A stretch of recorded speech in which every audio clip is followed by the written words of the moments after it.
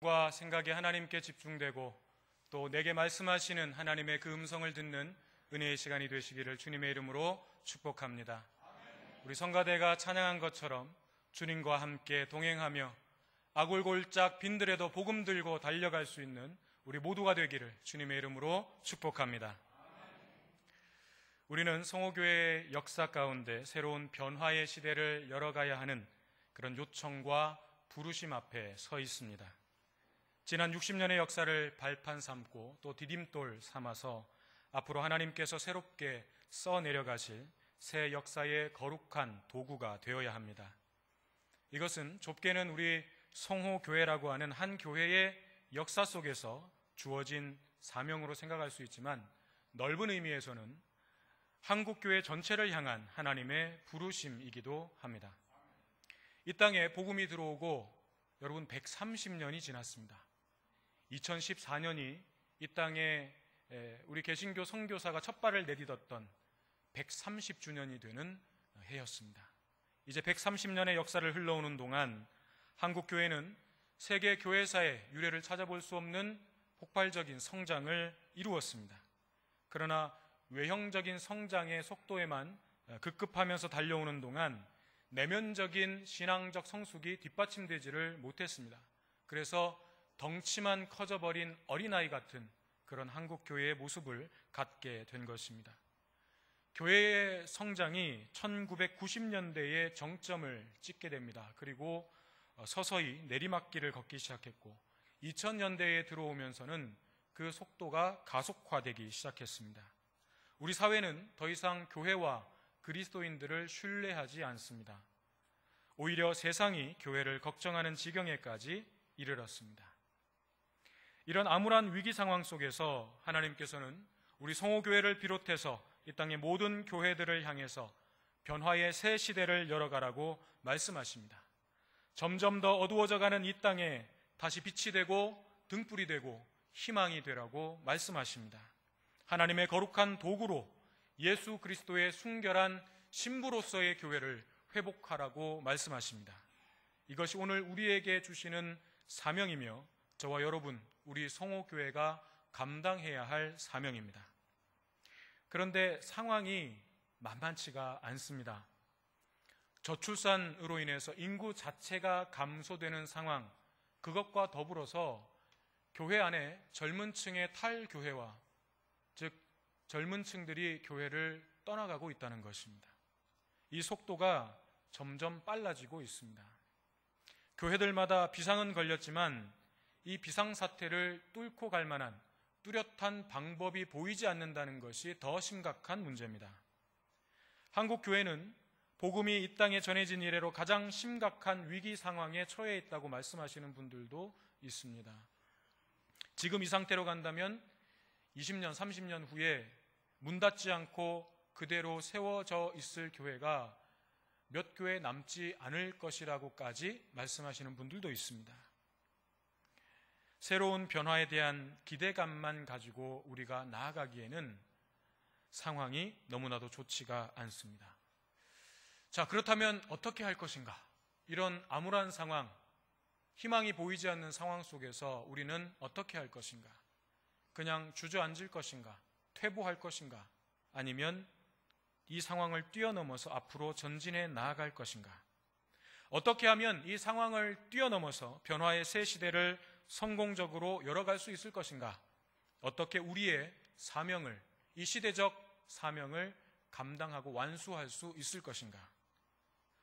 이 질문을 오늘 우리에게 주신 본문 말씀과 연결해서 다시 한번 생각해 보면 이런 질문으로 바꾸어 볼 수 있겠습니다. 누가 새 시대를 성공적으로 열어갈 수 있는 진정한 거인인가?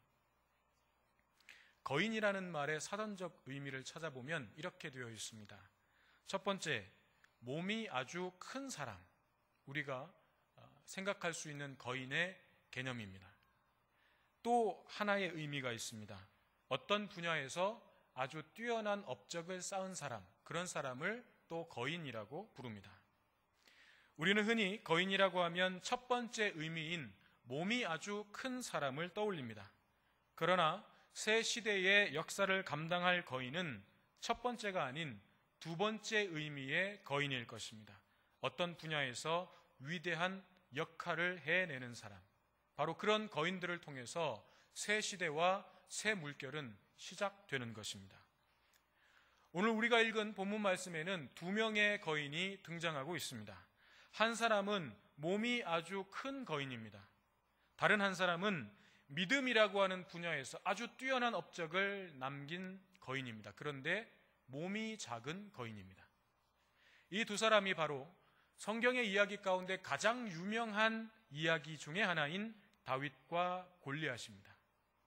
다윗과 골리앗, 이 문구는 단지 교회 안에서만 사용되는 문구가 아니라 이제는 일반 사회 속에서도 사용하는 그냥 상용 문구가 되었습니다. 말하자면 전혀 상대가 안 되는 둘이 맞붙었을 때 흔히 우리는 다윗과 골리앗의 싸움이다, 그렇게 이야기를 하는 것입니다. 한쪽은 절대적으로 유리한 조건을 갖추고 있어서 누가 봐도 이길 수밖에 없는 상황입니다. 그러면 반대쪽은 어떨까요? 그 반대겠죠. 그 반대의 상황입니다. 누가 봐도 질 수밖에 없는 상황인 것입니다. 거의 대부분은 이런 상황 속에서 예측한 대로 결과가 나옵니다. 이길 만한 쪽이 이기는 것입니다. 유리한 상황을 갖추고 있는 쪽이 이기는 것입니다. 대부분은 이런 결과가 나옵니다. 그런데 오늘 본문 속에는 모든 사람들의 예측을 뛰어넘는 놀라운 결과가 일어났습니다. 기적이 일어난 것입니다. 그 현장에 있었던 그 누구도 다윗의 승리를 예상하지 않았을 것입니다. 다윗은 절대적인 불리함을 뛰어넘어서 골리앗을 쓰러뜨리고 만 것입니다. 다윗이 이스라엘에 있어서 일약 전국구 스타로 발돋움하게 된 것, 자신의 이름을 온 이스라엘에 알리게 된 결정적인 사건이 바로 사무엘상 17장에 나오는 이 블레셋과의 전투였습니다.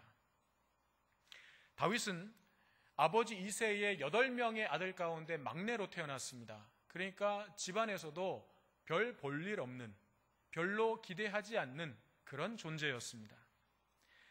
블레셋과의 전쟁이 벌어질 당시에 다윗은 양을 치고 있었습니다. 형들 3명은 전쟁에 참여하고 있었습니다.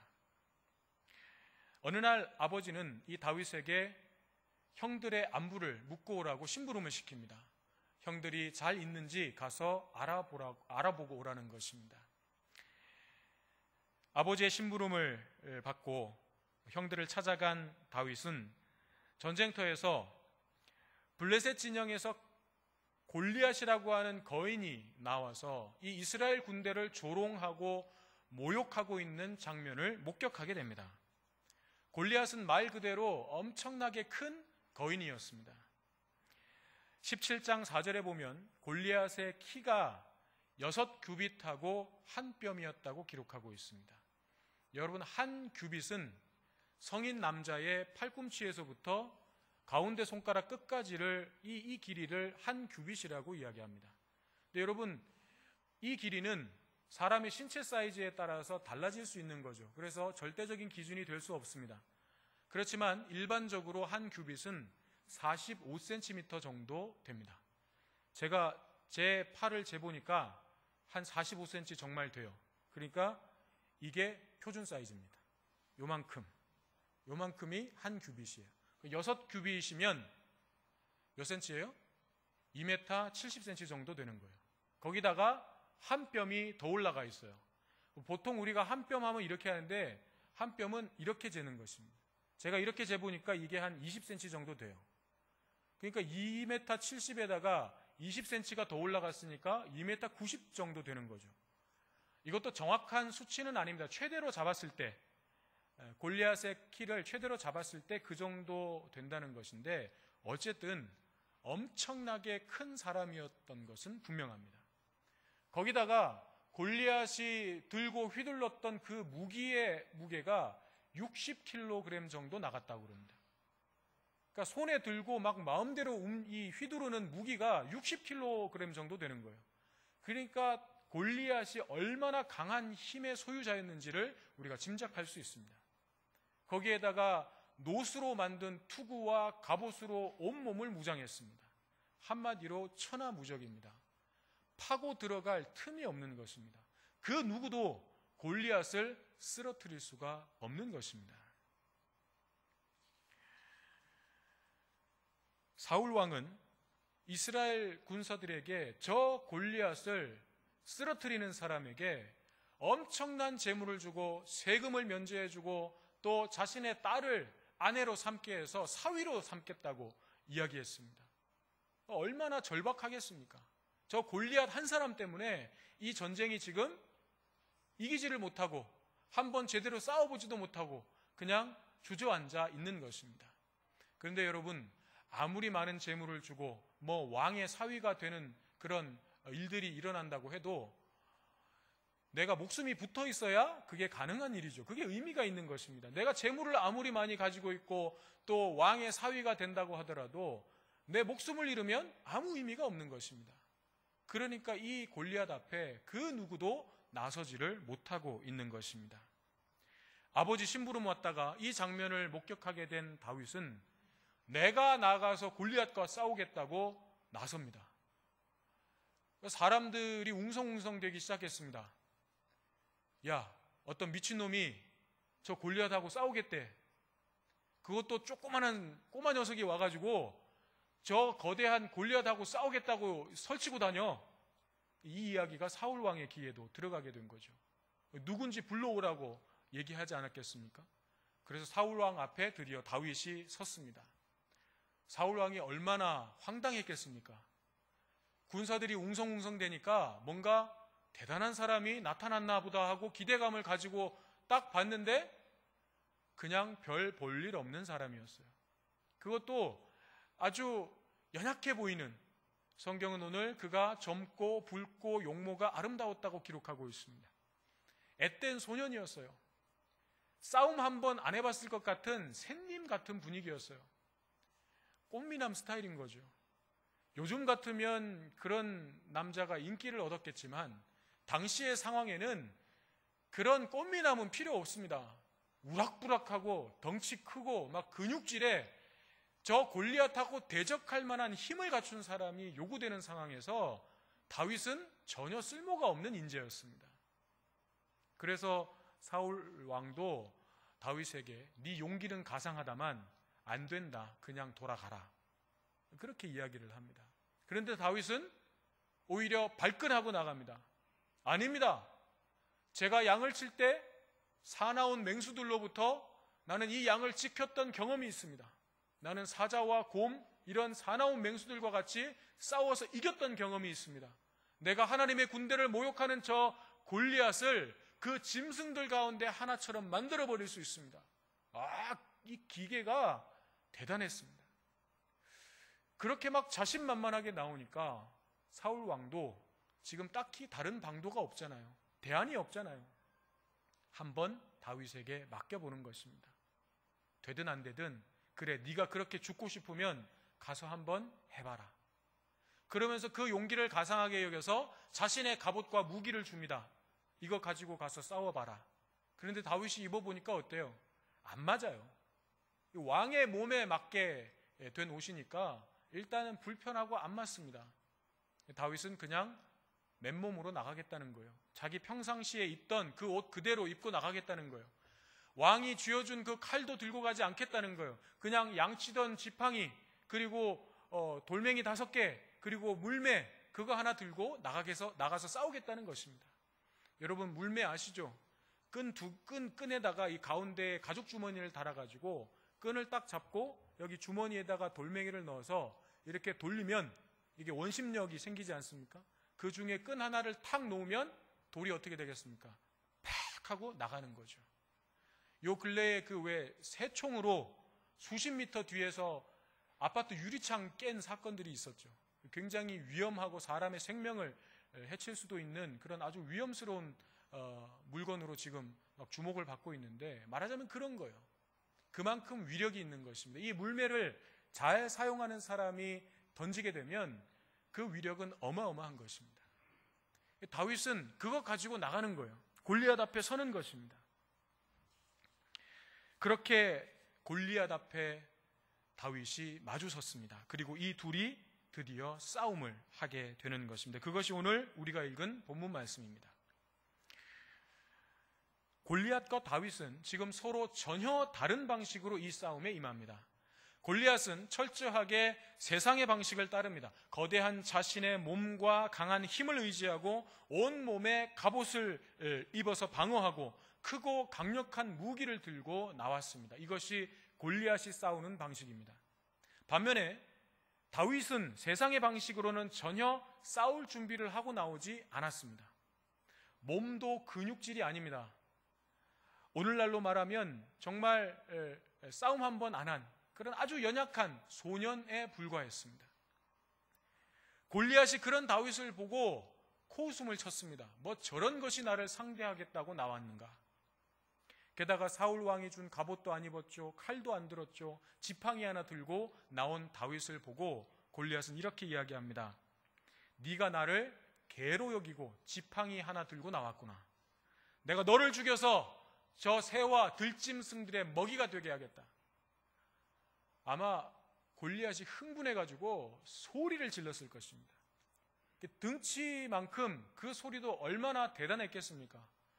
여러분, 어마어마한 그 무기를 들고 천둥 번개가 치는 것처럼 그렇게 큰 소리로 너를 죽여버리겠다고 막 소리치는 그 골리앗 앞에서 여러분 공포감이 들지 않겠습니까? 그런데 다윗은 꿈쩍도 하지 않고 골리앗에게 이렇게 대꾸합니다. 너는 칼과 창과 단창으로 내게 나아오거니와 나는 만군의 여호와의 이름 곧 네가 모욕하는 이스라엘 군대의 하나님의 이름으로 내게 나아가노라. 여호와의 구원하심이 칼과 창에 있지 아니함을 이 무리에게 알게 하리라. 전쟁은 여호와께 속한 것인즉 그가 너희를 우리 손에 넘기시리라. 그리고는 다윗은 골리앗을 향해서 달려갑니다. 물매에 돌을 넣어서 힘껏 돌립니다. 그리고 그 돌을 골리앗을 향해서 던집니다. 돌은 정확하게 골리앗의 이마에 박혀버렸습니다. 그리고 골리앗은 꼬꾸라졌습니다. 상황이 종료된 것입니다. 싸움이 끝나버린 거예요. 아마 그 순간 그 현장에 있었던 모든 사람들, 블레셋 진영이든 이스라엘 진영이든 모든 사람들이 시간이 멈춘 것처럼 그 장면을 보고 아무 말도 못하고 가만히 멍하니 보고 있었을 거예요. 입이 떡 벌어져가지고 마치 우리가 정지 화면을 보듯이 이게 무슨 일인가 하고 아무 말도 못하고 보고 있었을 것이에요. 분명 사람들은 이 싸움이 금방 끝날 거라고 예상했을 것입니다. 근데 예상대로 싸움은 일찍 끝났어요. 그런데 사람이 바뀌었어요. 누워 있어야 되는 사람하고 서 있어야 되는 사람이 완전히 뒤바뀐 거예요. 사람들은 다윗이 그냥 누워 있을 것이고 골리앗이 서 있을 것이라고 예상했습니다. 그런데 다윗이 서 있고 골리앗이 누워 있습니다. 결국 다윗의 이 위대한 역할을 통해서 이스라엘은 블레셋을 물리치고 승리할 수 있었습니다. 다윗과 골리앗의 이 대결은 오늘 우리에게 무엇을 의미하고 있는 것일까요? 다윗의 말을 우리가 다시 한번 주목하기를 원합니다. 46절 마지막 부분에 함께 보시기 바랍니다. 46절 마지막 부분입니다. 온 땅으로 이스라엘의 하나님이 계신 줄을 알게 하겠고, 이것은 다윗이 이 싸움에 임하는 싸움의 목적을 밝히고 있는 것입니다. 내가 왜 이 싸움을 싸우려고 하는지 이 싸움의 목적을 다윗이 밝히고 있는 것입니다. 다윗이 왜 이 골리앗과의 싸움에 뛰어들었습니까? 사울 왕이 이 약속한 대로 많은 재물을 얻기 위함이었습니까? 왕의 사위가 되어서 출세 가도를 달리기 위함이었습니까? 아니었습니다. 다윗이 이 싸움에 뛰어든 이유는 단 하나였습니다. 하나님이 없다라고 이야기하는 저들에게 하나님의 살아계심을 내가 알게 하겠다. 하나님의 살아계심을 내가 증거하겠다. 이것이 다윗이 이 싸움에 뛰어든 단 하나의 목적이었습니다. 또 47절을 한번 주목해서 보십시오. 여호와의 구원하심이 칼과 창에 있지 아니함을 이 무리에게 알게 하리라. 무슨 말입니까? 이것은 다윗이 이 싸움을 싸우는 방법을 이야기하는 것입니다. 내가 어떤 방법으로 이 싸움을 싸울 것인지에 대해서 말하고 있는 것입니다. 골리앗은 칼과 창에 의지해서 이 싸움을 싸웠습니다. 그러나 다윗은 여호와 하나님을 의지해서 이 싸움을 싸우겠다라고 하는 것입니다. 45절에서 다윗이 뭐라고 얘기했냐면, 너는 칼과 창과 단창으로 내게 나아오거니와 나는 만군의 여호와의 이름 곧 네가 모욕하는 이스라엘 군대의 하나님의 이름으로 내게 나아가노라. 골리앗은 칼과 창을 상징합니다. 힘을 상징합니다. 강함을 상징합니다. 이 당시의 싸움은 누가 칼과 창을 더 많이 가지고 있느냐, 그리고 누가 더 성능 좋은 칼과 창을 가지고 있느냐에 따라서 전쟁의 승패가 결정되었습니다. 블레셋은 이스라엘보다도 훨씬 더 발달된 철기 문명을 가지고 있었습니다.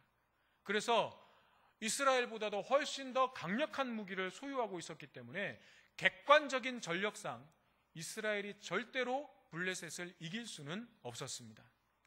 그러나 다윗은 전쟁이 반드시 이런 군사력에 의해서 결정된다고 생각하지 않았습니다.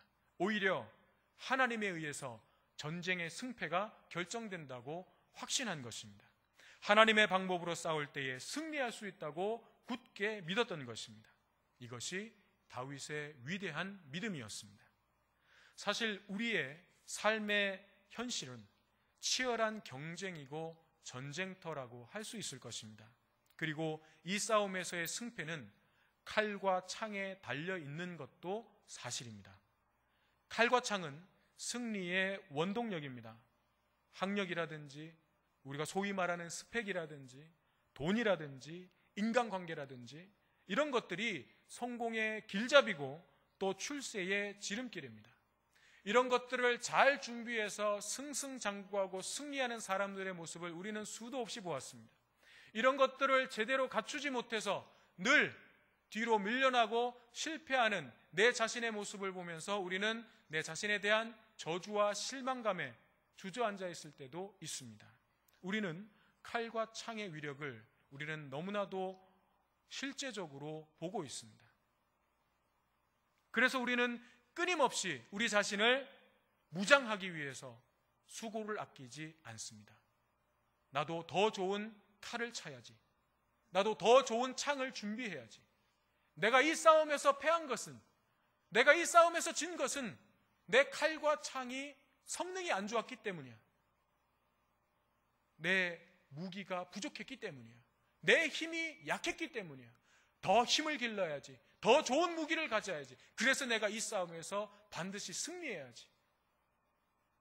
그래서 우리는 무장하기 위해서, 칼과 창을 더 좋은 것으로 준비하기 위해서 얼마나 열심히 땀을 흘리고 있는지 모릅니다. 그러나 다윗은 칼과 창으로 작동되는 이 세상을 단순히 드러난 그 표면적인 모습으로 보지 않고 더 본질적인 부분을 꿰뚫어 보고 있었습니다. 그것이 바로 여호와의 구원하심이 칼과 창에 있지 않다는 말씀의 의미입니다. 칼과 창은 사람의 방식입니다. 칼과 창은 세상의 방식입니다. 그것으로는 하나님의 구원을 이루어낼 수가 없는 것입니다. 여호와의 구원이라고 하는 말은 오직 하나님께로부터만 구원이 임할 수 있다는 것입니다. 여호와의 구원이 무엇입니까? 여호와의 구원이 무엇입니까? 우리가 많은 것들을 소유하는 것입니까? 이 세상의 가장 높은 자리에 올라가는 것입니까? 칼과 창을 잘 준비해서 더 높은 곳으로 더 많은 것을 소유하면 우리는 구원을 받은 것입니까? 하나님의 구원은 그런 것이 아닙니다. 여호와의 구원은 세상 사람들이 몰두하고 있는 칼과 창으로 얻을 수 있는 것이 아니라 전혀 다른 것입니다. 골리앗과 같은 거인의 힘으로 이룰 수 있는 것이 아닙니다. 하나님께서 하나님의 방식으로, 하나님의 방법대로 이루어 가시는 새 생명의 역사이고 새로운 변화의 역사인 것입니다. 이 역사는 오직 만군의 여호와 하나님의 이름으로 나아가는 믿음의 거인을 통해서만 이루어질 수 있는 것입니다. 그러므로 하나님의 자녀된 우리들은 전쟁터와 같이 살벌한 세상에 살면서도 우리의 앞길을 가로막는 저 거대한 골리앗과 같은 장벽 앞에서도 하나님이 행하시는 구원의 역사를 위해서 우리의 삶을 던질 수 있는 것입니다. 사랑하는 여러분, 우리는 새 시대, 새 역사를 꿈꾸지만 우리를 기다리고 있는 현실의 상황은 마치 거대한 거인 골리앗처럼 우리를 주눅들게 하고 낙심하게 만듭니다. 칼과 창으로 무장한 힘들이 우리를 가로막습니다. 어떻게 하시겠습니까? 어떻게 뚫고 나가시겠습니까? 이 상황을 어떻게 뛰어넘으시겠습니까? 똑같이 칼과 창으로 맞서시겠습니까? 그런 방식으로는 우리가 절대로 이길 수가 없습니다. 혹시 그런 방식으로 이긴다 하더라도 우리는 지난 역사의 실패를 다시 반복할 수밖에 없는 것입니다. 한국 교회의 위기 상황이 왜 이 지경까지 오게 된 것입니까? 교회가 칼과 창을 준비했기 때문에 그렇습니다. 세상의 방식을 가지고 나아가려고 했기 때문에 여기까지 이렇게 된 것입니다. 교회는 칼과 창을 준비하는 곳이 아닙니다. 교회는 칼과 창으로 승리할 수 있는 곳도 아닙니다. 교회는 오직 만군의 하나님 여호와의 이름으로 하나님을 의지하는 그 능력으로 승리하는 것입니다. 우리가 사명을 감당하려는 목적은 단 하나입니다. 우리가 새 시대 새 역사의 변화의 물결이 그 물결이 우리로부터 시작되게 하려는 이유는 단 한 가지입니다. 하나님은 없다고 말하는 저 세상에, 아니 하나님은 살아계시다는 것을 알게 하려는 것입니다. 하나님이 우리 교회에 함께 하시고 살아 역사하신다는 것을 세상에 증명하기 위함입니다. 우리가 사명을 완수하기 위해서 선택해야 하는 방법은 골리앗과 같은 거인이 되어서 칼과 창과 갑옷을 준비하는 것이 아니라 다윗과 같은 믿음의 거인, 영적 거인이 되어서 하나님의 능력만을 의지하고 나아가는 것입니다. 그러면 하나님께서 하나님의 방법대로 우리를 대신해서 싸우십니다. 기억하십시오. 우리가 직접 싸우는 것이 아닙니다. 하나님께서 싸우십니다. 골리앗이 상대한 것은 유대 땅 저 시골 마을에 양을 치던 한 소년에 불과했습니다.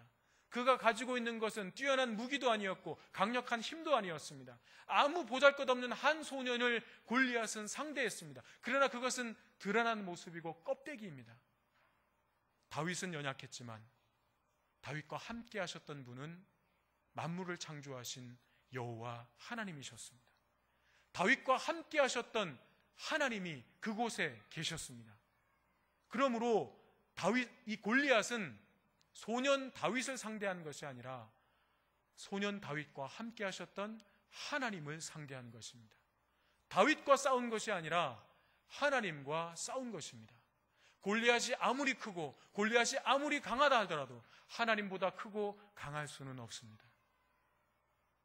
누구도 골리앗을 이길 수 없을 만큼 그가 강하다 하더라도 골리앗이 하나님을 이길 수는 없는 것입니다. 우리의 믿음이 다윗의 믿음에까지 나아가기를 원합니다. 우리가 믿음의 거인이 되어서 담대하게 나아갈 때에 하나님이 싸우십니다. 우리는 하나님의 역사를 보고 놀라워하면서 그 하나님을 증언하는 증인이 될 뿐입니다. 이 믿음으로 성호교회의 새 역사를 일구는 데에 위대한 역할을 감당하는 영적 거인들이 되시기를 간절히 바랍니다. 하나님의 살아계심을 온 세상에 증거하는 저와 여러분, 우리 성호교회가 되시기를 주님의 이름으로 축원합니다. 살아 역사하시는 아버지 하나님, 우리가 나아가야 할 새 시대와 새 역사는 골리앗과 같은 거대한 장벽이 앞을 가로막고 있는 암울한 상황이고 절망적인 상황일 수 있습니다. 그러나 우리가 이 싸움을 싸우는 것은 오직 이 세상 가운데 하나님의 살아계심을 증거하기 위함이며 또한 하나님의 방법으로 이 싸움을 싸우는 것임을 기억하게 하여 주시옵소서. 믿음의 거인이 되게 하시고 영적 거인이 되게 하셔서 우리 성호교회를 통해서 새 시대, 새 변화의 역사가 그 물결이 시작되게 하시고 하나님의 살아계심이 온 세상에 증거되게 하여 주옵소서. 예수님의 이름으로 기도드립니다. 아멘.